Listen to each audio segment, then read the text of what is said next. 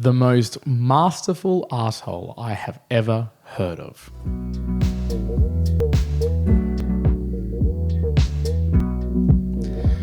Welcome back, mere mortalites, to another edition of the Mere Mortals Book Reviews. Juan here, and I am here to bring you books which transcend you beyond your mere mortality, to bring you the juicy insights and all the details that come within, so you perhaps don't have to read it. And today I have got for you Steve Jobs by Walter Isaacson.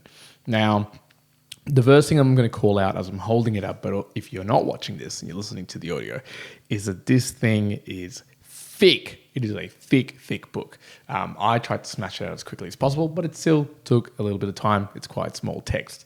Let me give you a little bit of background as to who Walter Isaacson is, because I wasn't completely aware of this before I actually started reading. So right at the back, I'm just going to read it straight out. Walter Isaacson, he is the CEO of the Aspen Institute and was the chairman of CNN and the managing editor of Time magazine. So that's probably the big reason that he got such an insight into Steve Jobs, and I'll get into that probably into the synopsis of the book as well. And he's also written a lot of other books around Einstein, Benjamin Franklin, and the like. So Steve Jobs by Walter Isaacson, in itself, what is it? It's pretty self-explanatory. It is a biography around Steve Jobs by Walter Isaacson. And so what Walter's actually gone and done and tried to put together in this book is a sort of chronological order history of who Steve was. So all the way through from him actually being raised at his family, talking into a little bit around the fact that he was a orphan or taken in by a different family, moving all the way through to starting at Apple, moving away from Apple and going to Next, going back to Apple, starting Pixar.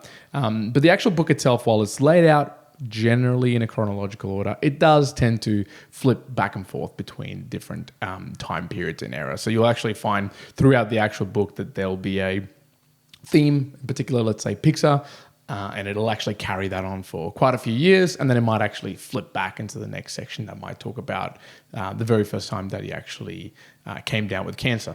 Other times, the book itself will generally go through, I guess, the progress of particular products at Apple. So realistically, you get to see the insights as to how the original Mac came about, the original design that came behind it, and you also get to see the absolutely raw and unfiltered view of who Steve Jobs was. Now, to me, I come from an era, and I was born in 1992, and I didn't grow up with phones, but when I was a teenager, there was phones, and there was the iPhone. Now, the iPhone came out around 2007.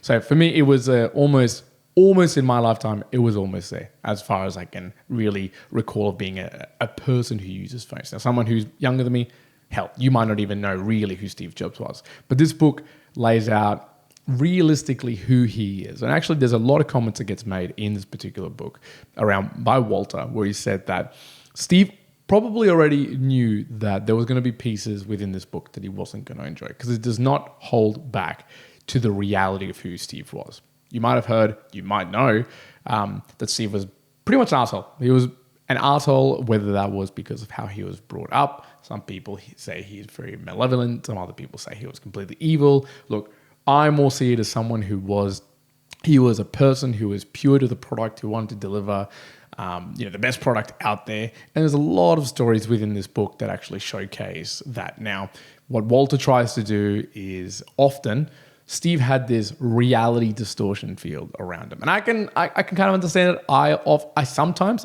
very much, I'm not comparing myself here to Steve, but I could see this reality distortion sometimes that I try to play. But obviously his was just at another level. And so a lot of the stories that get laid out on this book, this very thick book, are some that come straight from Steve, and then Walter then goes and tries to either compare that to the story that's being told by the other party, by the other side, just to get a little bit of a balance. It's not putting forward hey, this is actually the reality of what happened. A lot of the book in this biography goes through what Steve said, what Steve was thinking, as well as what were others thinking, what were the other, viewpoints towards all that. By the by, it's a very complete, very detailed autobiography. Now, onto some of the themes of the book. And one sentence that probably brings together a lot of the themes that I had reading through this book was, it is the people that dare to change the world that are the world changers. And I believe it was a slogan that Apple used sometime back in their history. Now, the reason I say this is Steve himself was definitely a person who was daring to change the landscape, when it was either through phones, through computers, into Pixar, into the movie making. Everything that he seemed to put his mind to, he wasn't doing it for the money. It didn't really sound like he was doing it for the fame either, although he was considered, and as you read through the book, to be almost one of the greatest salesmen and marketers that there was, in a bit of a left field kind of way. However, what he absolutely wanted to do was develop a product which was so unique, so amazing, not to the point of where you might go to an individual and say, hey, how could you, if I bring you this particular book or phone, how could you, what would you like to see improved? And, us as consumers, we might say, oh, I'd like a better camera, more megapixels, longer lasting battery.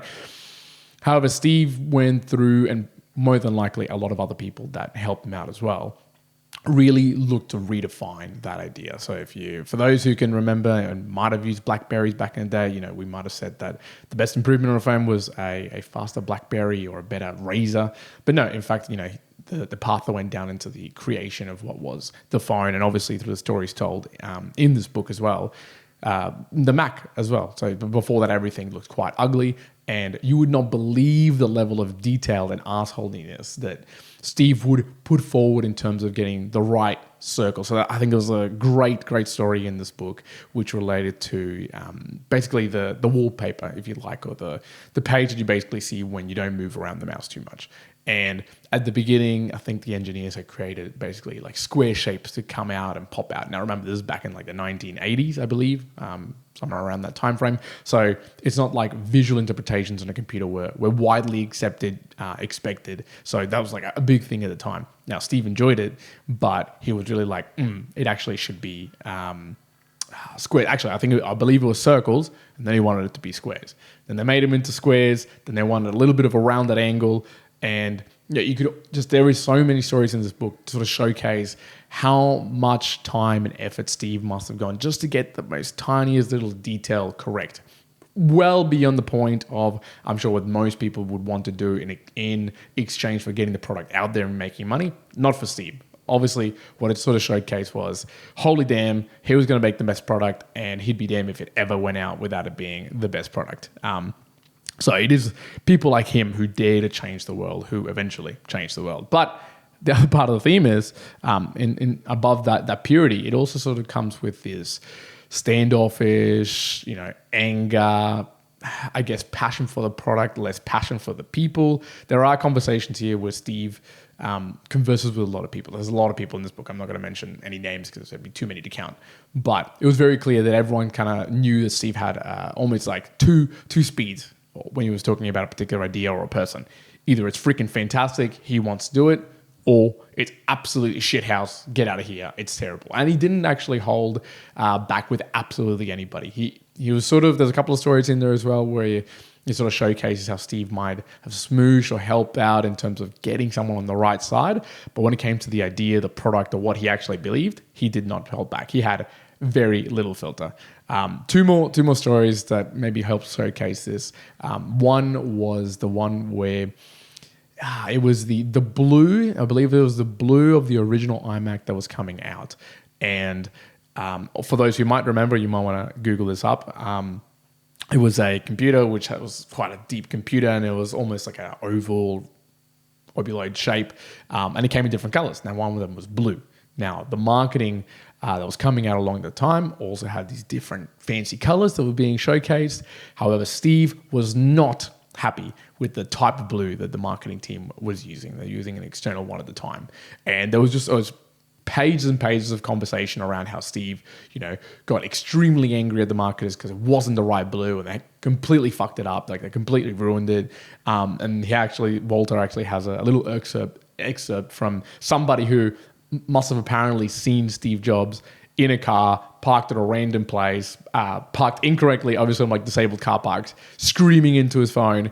And what was probably noticeable to see was that he was talking about something about it's not blue enough. So, the problem there is that you probably lose sight of a lot of other things in the chase of purity of the product.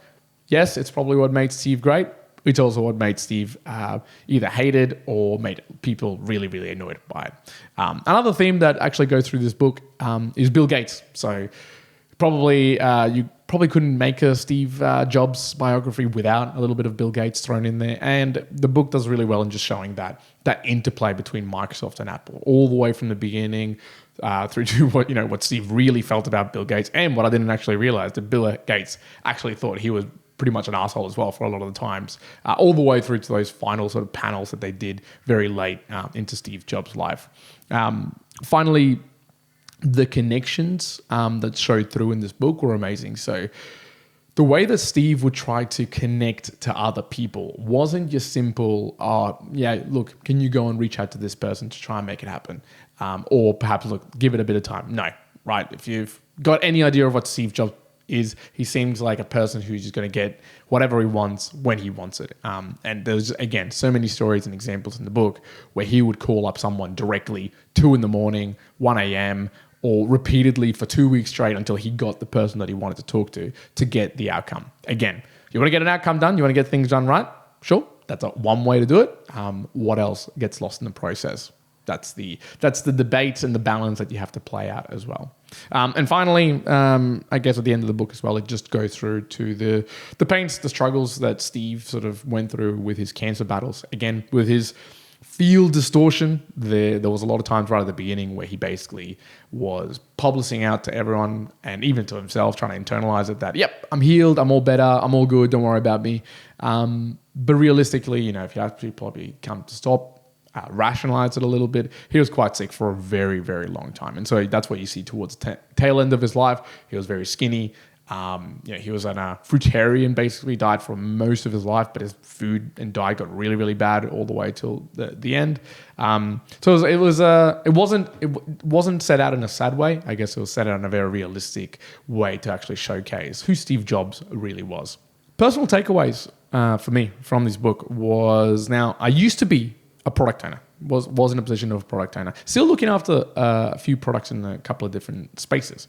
But what it did make me think was, wow, Steve Jobs and a couple of other people in this world, they've produced products or ideas that are amazing. They're fantastic. And you can see through the stories how you do it. You absolutely go after it. You want to make sure you get things done. You sometimes have to, burn some bridges. You have to push people over. You have to do what you need to do to essentially win, to succeed. Now, to Steve, it wasn't the money. It was the getting the best product out there and changing the landscape, changing the world for the better in that particular instance.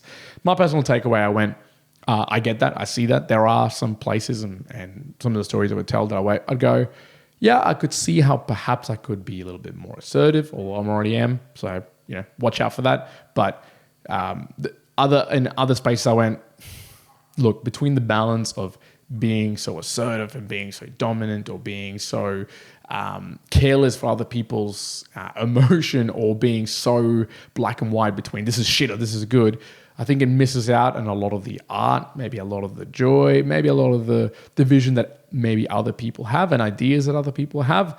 Nothing to take away from Steve, but I think what most often gets said is, and the biggest takeaway again that I take out of this was, just because Steve Jobs was able to be successful and so was Apple, it wasn't because he was such an asshole, or because he was so dominant, or because he told people that he was either shit or good.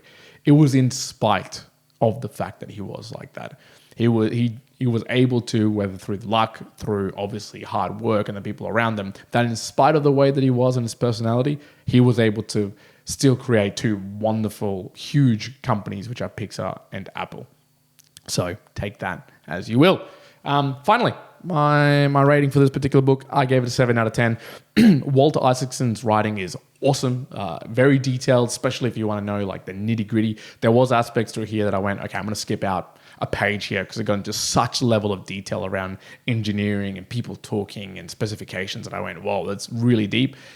But if you enjoy that, if you want to really get that detail, hell, it's all in there, right? It's a thick 500 plus page book. You're going to get plenty of it, and all the references and the people that he talked to. So would I recommend you read it? I would recommend, if you enjoy Apple, if you don't know who Steve was in the sense of how he came about to understand and build products, or you have only heard of him from passing articles and news, This autobiography by Walter Isaacson is super complete and will really give you a good idea of who he truly was. So mere mortalites, that is all for now. I hope you enjoyed the book review. Let me know if you've read Steve Jobs at all. And as always, we're a value for value enabled podcast. So if you want to drop a boostergram or you want to send out a little message, make sure you're utilizing any of the Podcasting 2.0 apps out there. For now, that's all. Mere mortalites, Juan out.